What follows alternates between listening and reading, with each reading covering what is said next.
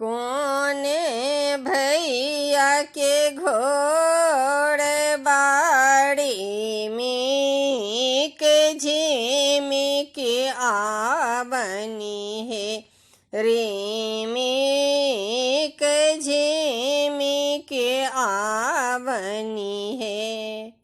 कोने भैया के धोतिया आकाश में सुखानी है बरसात में सुखानी है।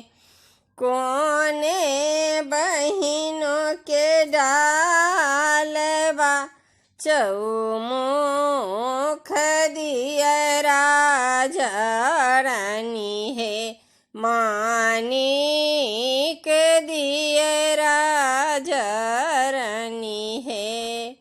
कोने भौजो के कोखिया रतन अवतारनी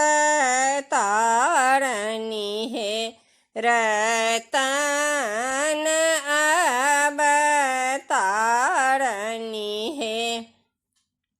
बड़का भैया के घोड़ बाड़ी मिक झिमिक आवनी है रिमिक झिमिक आवनी है।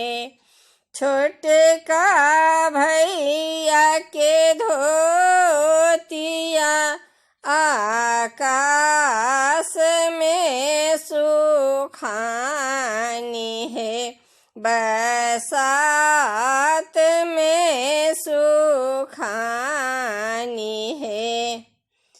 अपन बहिनों के डालबा चौमुख दियरा जरनी है चौमुख दियरा जरनी है मानिक दियरा जरनी है।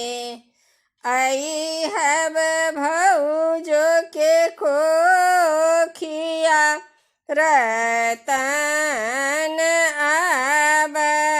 अवतारनी है